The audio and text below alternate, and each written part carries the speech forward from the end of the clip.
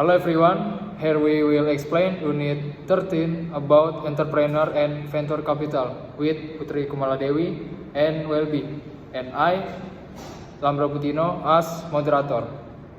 Oke, jadi di unit ini kita akan membahas tentang pengusaha dan perusahaan yang mengumpulkan keuangan untuk mereka.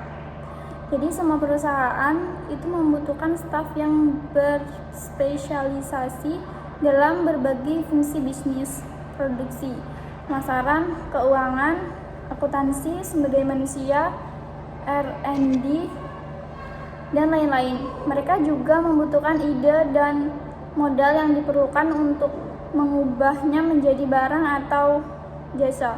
Tetapi ide dan modal sangat penting bagi perusahaan baru atau startup. I will answer question 1A discussion. Jadi pertanyaan yang pertama, pernahkah Anda memiliki ide tentang produk atau layanan terbaru lalu ternyata dikembangkan oleh orang lain? Jawabannya itu iya, saya pernah mengalami hal seperti itu. Kadang-kadang saya punya ide untuk aplikasi atau layanan tertentu, dan beberapa minggu kemudian ide yang sama muncul dan dikembangkan oleh perusahaan lain. Hal itu menunjukkan bahwa ide tersebut memang memiliki peluang yang besar. Yang kedua, apakah saat ini Anda memiliki ide untuk produk atau layanan baru? Saat ini saya memiliki beberapa ide, terutama yang berkaitan dengan teknologi dan layanan yang membantu dalam aktivitas sehari-hari. Namun ide-ide tersebut masih dalam tahap awal pemikiran dan belum saya kembangkan lebih lanjut. Yang ketiga, kualitas dan keterampilan apa yang menurut Anda dibutuhkan seorang entrepreneur? Jadi menurut saya, seorang entrepreneur itu perlu memiliki kreativitas, kemampuan mengambil keputusan cepat, keberanian menghadapi risiko, serta kemampuan memecahkan masalah. Selain itu, ketekunan dan kemampuan beradaptasi juga sangat penting untuk menghadapi perubahan kondisi bisnis. Lalu yang nomor 4 itu, apakah Anda ingin menjalankan perusahaan sendiri suatu hari nanti? Iya, saya tertarik untuk memiliki usaha sendiri di masa depan. Mengelola perusahaan terasa menantang, tetapi juga memberikan peluang untuk berkembang. Namun saya menyadari bahwa ini membutuhkan pemahaman mendalam tentang strategi bisnis, manajemen keuangan, pemasaran, dan pengelolaan sumber daya manusia. Oke, next 1B, vocabulary. Jawaban yang pertama itu ada market opportunity, yang berarti peluang pasar atau kesempatan masuk ke pasar dengan produk atau jasa baru. Yang kedua itu jawabannya high new worth individuals, yang artinya individu dengan kekayaan sangat tinggi. Yang ketiga ada risk averse, yang artinya tidak suka mengambil risiko atau cenderung menghindari risiko. Yang keempat list, yang artinya terdaftar di bursa saham. Yang kelima ada fee, yang artinya biaya atau bayaran untuk layanan profesional. Yang enam itu ada equity, ekuitas atau modal kepemilikan dalam perusahaan. Yang ketujuh ada running costs, biaya operasional harian. Yang kedelapan market penetration, yang artinya tingkat keberhasilan perusahaan memasuki pasar dan menarik pelanggan. Yang terakhir ada non-executive directors, yang artinya direktur non-eksklusif, tidak mengelola sehari-hari tetapi memberi pengawasan dan saran strategis. Oke, next 2.A, vocabulary. Number 1, cocokkan kata dengan definisinya. Economic agent cocok dengan C, yaitu konsumen, rumah tangga, perusahaan, dan organisasi. Lalu for his sake cocok dengan F, melihat apa yang akan terjadi di masa depan. To maximize utility cocok dengan G, melakukan apa yang kamu sukai dengan biaya serendah mungkin. Lalu expectation cocok dengan H, apa yang dipikirkan atau diantisipasi akan terjadi di masa depan. Selanjutnya entrepreneur cocok dengan A, seseorang yang memulai bisnis. Lalu ada alertness cocok dengan B, cepat melihat, memahami, atau bertindak dalam situasi baru. Lalu ignorance cocok dengan E, tidak mengetahui tentang sesuatu. Dan yang terakhir awareness cocok dengan D, mengetahui atau sadar akan sesuatu. Next, match up the word and phrase below into pair statement, nearly the same. 2.B, reading, cocokkan paragraf dengan judul. 1. Economic equilibrium. Paragraf A menjelaskan pandangan ekonomi neoklasik tentang equilibrium, penyesuaian harga dan kondisi ketika keuntungan hampir tidak ada karena semuanya sudah seimbang. Number 2, entrepreneur and manager. Paragraf F menjelaskan peran pengetahuan kewirausahaan dibanding pengetahuan teknis, serta bagaimana wirausahaan lebih fokus melalui usaha dan memperkerjakan orang untuk menjalankannya. Mirip perbedaan wirausahaan versus manager. Number 3, ignorance and alertness.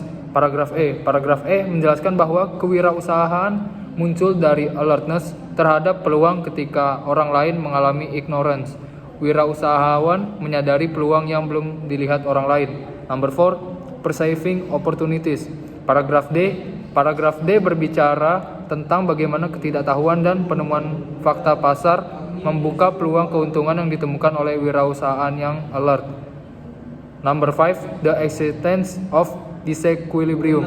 Paragraf C menjelaskan bahwa ekonomi dunia nyata penuh ketidakpastian, perubahan dan konflik, semuanya tanda disequilibrium, bukan kondisi seimbang seperti teori.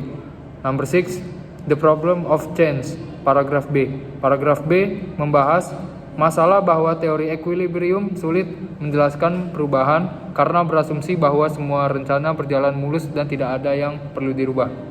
Oke, lanjut nih. 2C, pemahaman. Menentukan benar atau salah. Nah, berdasarkan teks, tentukan apakah pernyataan berikut ini benar atau salah. Nah, menurut teks yang pertama itu, menurut model keseimbangan umum, tidak mungkin ada banyak barang yang tidak terjual dalam waktu yang lama nih. Nah, pernyataan ini benar karena model ini berasumsi bahwa harga dan jumlah tidak mungkin ada banyak barang yang tidak terjual dalam waktu yang lama. Nah, lalu yang kedua, menurut model keseimbangan umum, pengangguran jangka panjang tidak dapat terjadi. Nah, ini benar juga karena model ini berasumsi bahwa semua pasar selalu menyesuaikan menuju keseimbangan. Dan yang ketiga, menurut model keseimbangan umum, bisnis tidak dapat merugi. Nah, ini sebenarnya salah ya. Teks ini menyatakan bahwa keuntungan dan kerugian hampir tidak ada atau sangat pendek. Sebenarnya merugi itu pasti ada sebenarnya. Ini pernyataan yang salah. Nah, lalu keempat, teori keseimbangan umum mengabaikan peran persaingan agresif dalam bisnis. Nah, ini benar karena teori ini menggambarkan kondisi pasar yang tidak ideal sehingga ketidakseimbangan jangka yang panjang. Nah, lalu yang kelima, teori keseimbangan umum menerima keberadaan ketidakseimbangan yang jangka panjang. Nah, ini salah. Teori ini justru mengasumsikan bahwa semua penyesuaian sudah terjadi dan tidak ada disequilibrium jangka panjang. Lalu yang keenam nih, mazhab Austria berpendapat bahwa semua pelaku ekonomi tidak memiliki pengetahuan. Nah, ini salah. Sebenarnya mazhab Austria mengakui adanya radical ignorance, tetapi tidak menyatakan bahwa semua pelaku ekonomi sama-sama tidak tahu. Lalu yang ketujuh, wirausaha dapat memperoleh keuntungan dengan menemukan cara baru untuk melayani pelanggan. Nah, ini benar sekali ya teman-teman, karena teks ini menjelaskan bahwa wirausaha menemukan cara yang lebih baik untuk memenuhi kebutuhan yang belum dipenuhi oleh konsumen. Nah, lalu yang kedelapan, kewirausahaan lebih merupakan soal mengetahui apa yang bisa dilakukan daripada mengetahui bagaimana cara melakukannya. Nah, ini benar juga karena pengetahuan kewirausahaan adalah kesadaran akan peluang, bukan kemampuan teknis produksi. Nah, lalu yang 9, pengetahuan lebih penting daripada faktor produksi fisik seperti tanah, tenaga kerja, dan modal. Nah, ini juga benar sebenarnya. Teks menjelaskan bahwa pengetahuan kewirausahaan lebih menentukan profit. Lalu yang ke-10, wirausaha tidak terlalu mahir dalam mengelola perusahaan. Nah, ini juga benar karena teks menyatakan bahwa banyak wirausaha lebih baik dalam memulai perusahaan daripada menjalankannya. Mereka memperkejar orang lain untuk mengelolanya tanpa melihat prosesnya seperti itu. Lanjut ke 2D, yaitu diskusi. Apakah Anda setuju bahwa teori ekonomi standar tidak memadai karena menghilangkan peran kewirausahaan, kewaspadaan manusia, dan kreativitas? Nah, ya, saya setuju ya, benar sekali, karena teori ekonomi standar terlalu fokus pada keseimbangan dan mengasumsikan bahwa semua informasi itu tersedia secara sempurna.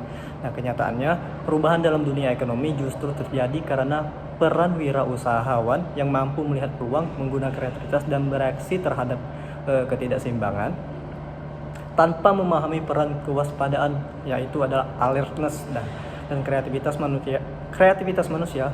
Teori ekonomi menjadi kurang realistis dan tidak mampu menjalankan dinamika inovasi serta perkembangan pasar yang sebenarnya. Seperti itu teman-teman.